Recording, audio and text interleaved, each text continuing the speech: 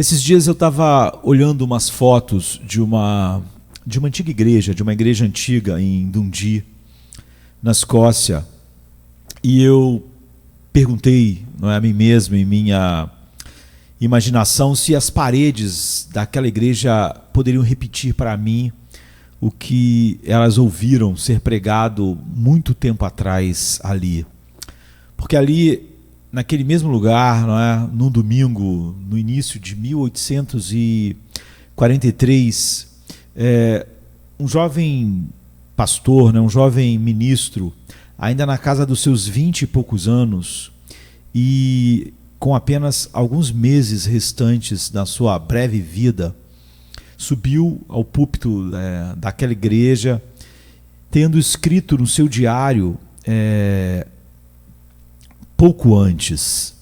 Ele escreveu no seu diário assim: enquanto eu caminhava pelos campos, o pensamento veio sobre mim com uma força quase esmagadora, que cada um do meu rebanho deve em breve estar no céu ou no inferno.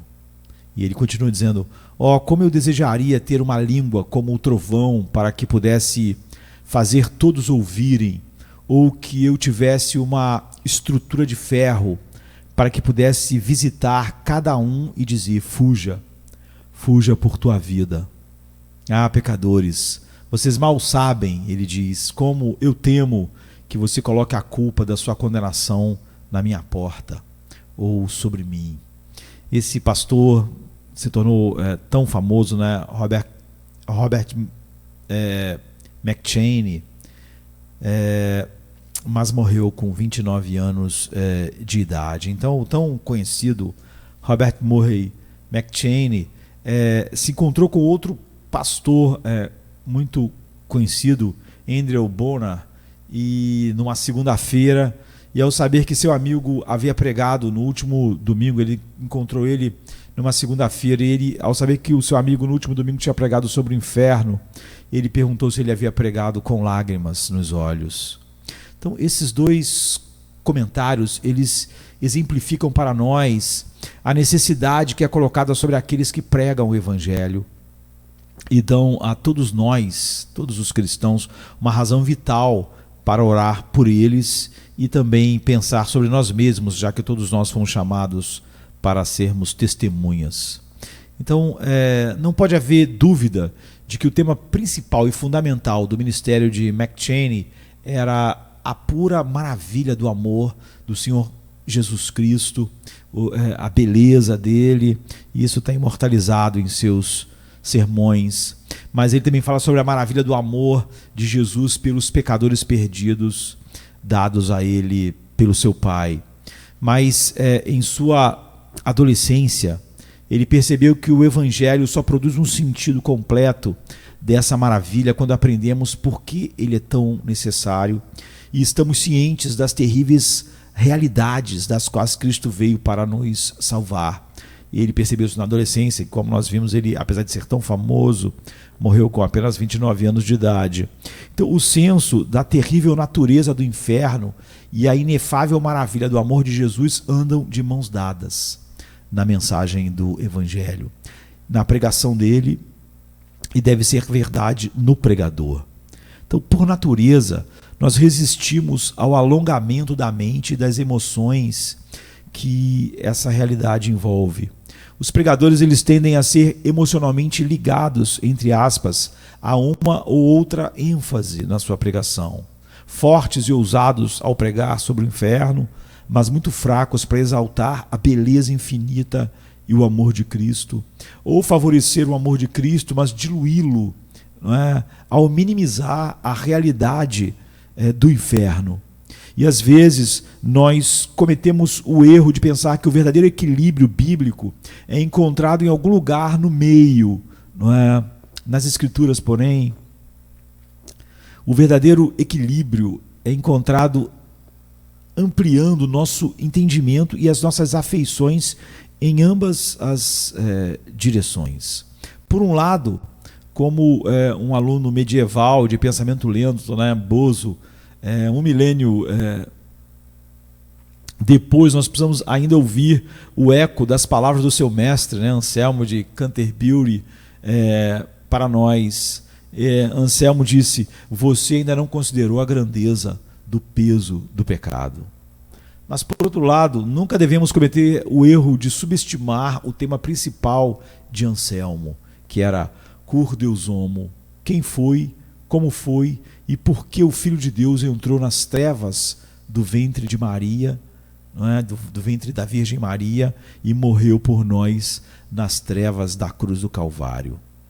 Então, como devemos nutrir esse equilíbrio no ministério da palavra? Em primeiro lugar, precisamos ouvir nosso Senhor e seus apóstolos se dirigindo a nós nas Escrituras. Devemos contemplar o fato de que todos devemos comparecer perante o tribunal de Cristo, como, por exemplo, Paulo diz em 2 Coríntios 5,10. E sob essa luz, ver a maravilha da reconciliação e da nova criação que temos em Cristo, como está em 2 Coríntios 5, 17 a 21.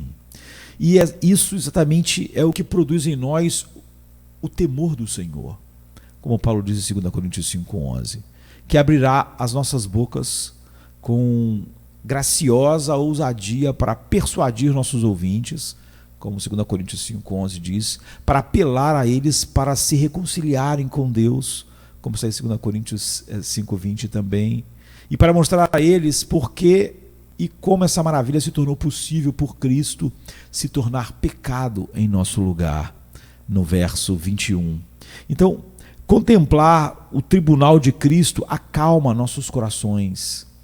E nós descobrimos com John Owen, por exemplo, que os sermões que vêm com mais poder de nós serão aqueles que vierem com mais poder para nós.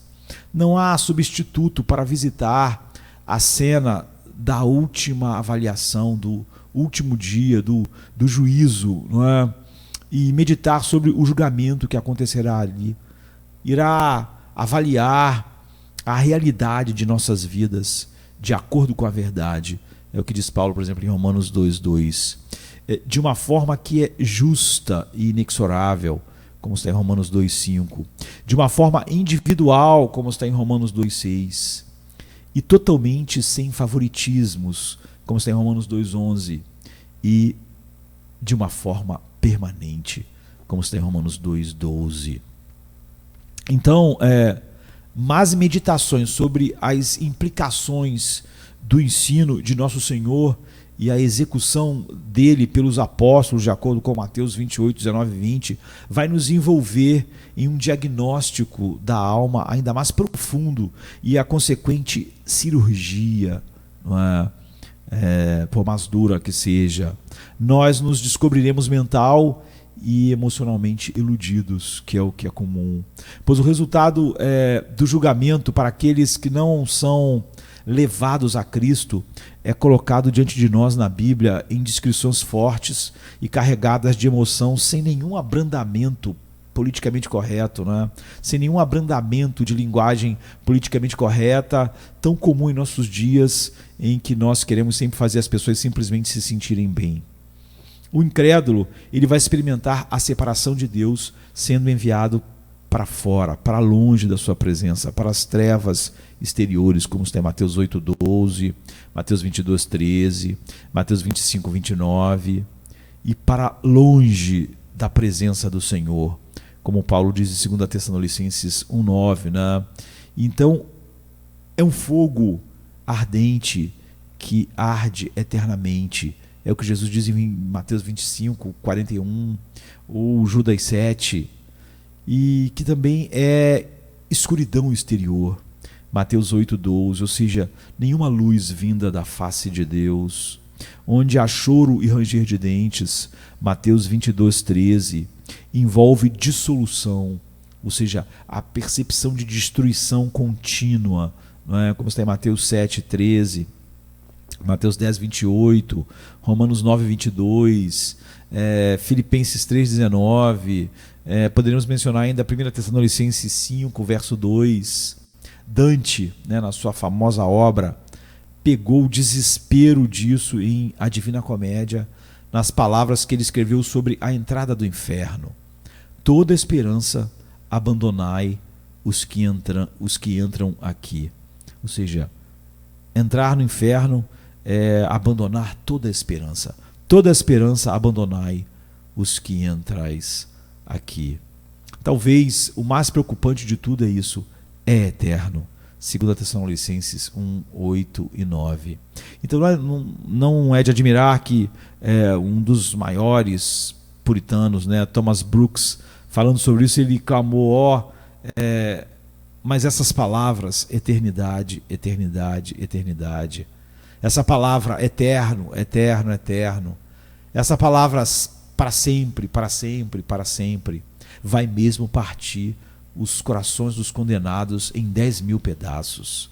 E ele continua, essa palavra, eterno, disse uma pobre criatura desesperada em seu leito de morte diante de mim, parte meu coração.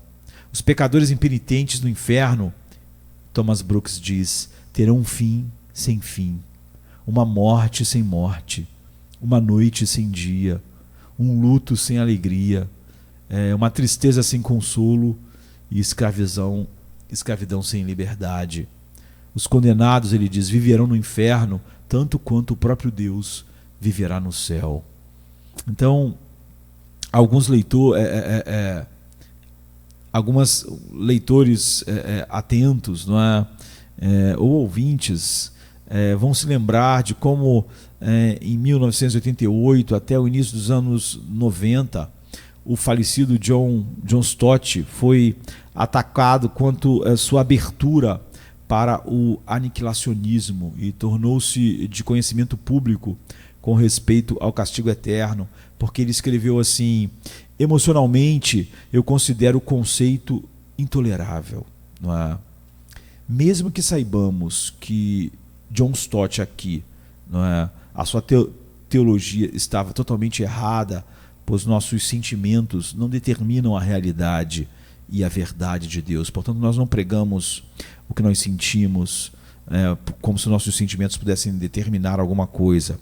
Mas as Escrituras sozinhas fazem isso, determinam a verdade. Então, apesar disso, nós não deveríamos compartilhar negando o erro da sua teologia nesse ponto específico, mas nós não devíamos compartilhar com John Stott suas emoções, pois a doutrina bíblica do inferno nos desnuda emocionalmente. É talvez verdade que a razão para a natureza metálica de algumas pregações sobre o inferno jaz precisamente aqui. Há muitas pessoas que pregam sobre o inferno de uma maneira dura, direta e tal, mas você não vê os seus corações, como McCheyne disse, eu espero que você tenha pregado com lágrimas. Não sentimos, às vezes, sua insuportabilidade absoluta. Então nós podemos pregá-la sem um coração partido. Podemos pregá-la com uma face de bronze, que muitas pessoas que pregam assim fazem, o que mostra que só queremos ser duros, mas não sentimos o peso da realidade do que estamos pregando. Pode a sensação de limite ou frieza, ou a maneira sem compaixão e até mesmo com voz raivosa com que pregamos sobre o inferno ser uma indicação não de nosso senso de realidade simplesmente, mas sim de que sua verdade nunca quebrou nossos corações, ou na verdade não chega aos nossos corações como realidade. Pensar nisso é acompanhado, em cada caso, como no meu, pelo pensamento doloroso de que também podemos soar assim às vezes. Então, emocionalmente intolerável. Isso não é necessariamente descrença. Como nós falamos, há um erro claro, teológico, quando John Stott ensinou isso, mas o sentimento é esse, não associado à descrença do que a Bíblia diz sobre a eternidade do inferno, mas o sentimento deve ser emocionalmente intolerável quando pensamos nisso. Na verdade, se não tivéssemos sentido isso, eu diria que não estaríamos também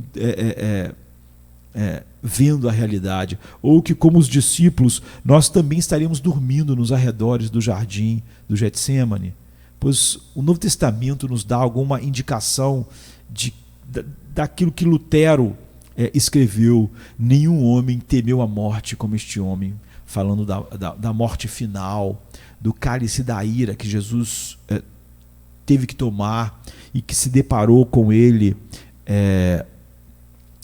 no Getsêmani. Estar debaixo da ira infinita de Deus, o cálice da ira que Jesus tomou.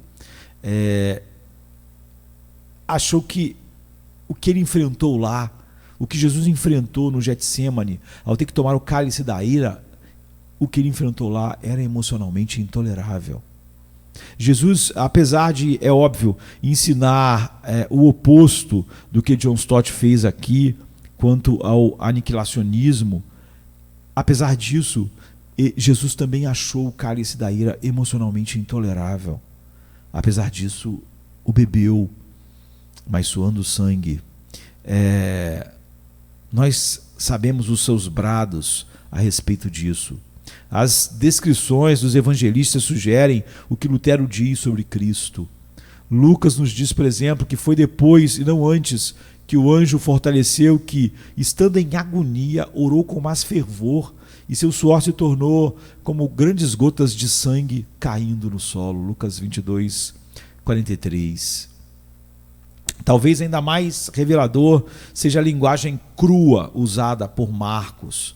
Jesus começou a ficar muito angustiado e perturbado e muito triste. Marcos 14, 33 e 34.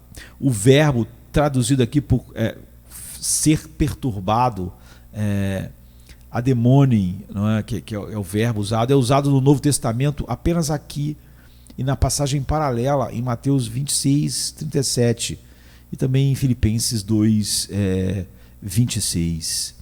Então a palavra, ela descreve o estado confuso, inquieto e desconectado com tudo, que é produzido por perturbação física ou por uma angústia mental, como tristeza, vergonha e horror profundo. Então Jesus orou para que o cálice que seu pai estava lhe dando pudesse ser removido. Sua oração foi ouvida, suas orações sempre foram ouvidas, como João 11, 42 diz, mas ela foi recusada no sentido de ele não tomar o cálice, mas ela foi atendida no sentido de fortalecê-lo para tomar, pois não havia outro caminho, não é? Não havia outro caminho, e essa é uma verdade que precisa ser pressionada firmemente nas mentes, consciências e vontades de todos aqueles que acreditam que pode encontrar um jeito, não é, de salvação quando Deus Pai não poderia encontrar nenhum, a não ser esse, não é? E nem nós, é óbvio, poderemos. Jesus orou, a Bíblia diz, com altos gritos e lágrimas, em Hebreus 5, 7, altos clamores e lágrimas. Não é exagero, com certeza, dizer que Jesus descobriu que ser feito pecado, experimentando a morte final, a ira final de Deus, passando pela ira divina, experimentando o inferno em sua própria separação de Deus, foi emocionalmente intolerável. Isso desfez na presença de seu pai e dos santos anjos, e por fim arrancou de sua alma nessa época horrores, provando as trevas exteriores. Então essas palavras que são impenetráveis para nós foram ditas: meu Deus, por que me abandonaste? Por que me desamparaste? Mas você pode dizer, isso é apenas o Evangelho. Exatamente isso. No coração do Evangelho estão o céu e o inferno. E o Evangelho daquele que experimentou o inferno para nos levar ao céu. Esse é o Evangelho. É o Evangelho de quem experimentou aquilo que é emocionalmente insuportável, não é? Para nos levar ao céu. Qualquer ênfase menor contribui para um Evangelho menor e falso. Mas esse Evangelho é o Evangelho da bondade de Deus, que visa levar ao arrependimento, como está em Romanos 12, 4. Agora, quão impressionante é essa declaração, precisamente porque está embutida em um capítulo inteiro sobre o julgamento de Deus e suas consequências em Romanos. mas esse é também o evangelho do pregador como Paulo, cuja mente e emoções são ampliadas. Por um lado, ele derrama lágrimas de tristezas pelas consequências da grandeza do peso do pecado nos corações dos seus ouvintes e pelo destino ao qual isso os condenará. E por outro lado, ele sente lágrimas de alegria pela grandeza da salvação que ele oferece aos pecadores em Jesus Cristo.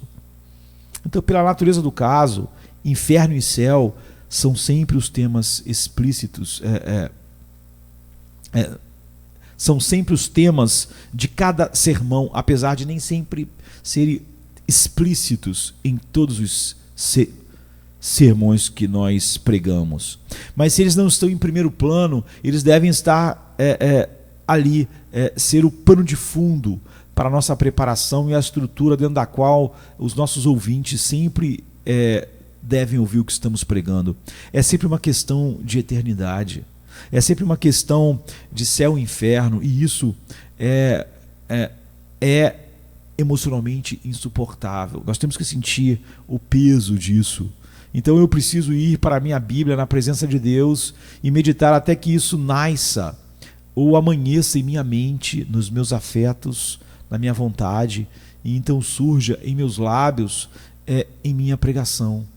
Só então, mesmo se as palavras céu e inferno não forem mencionadas quando eu pregar em todos os textos, né, ficará claro para quem está me ouvindo que o ministério da palavra de Deus tem significado eterno para eles e também para mim.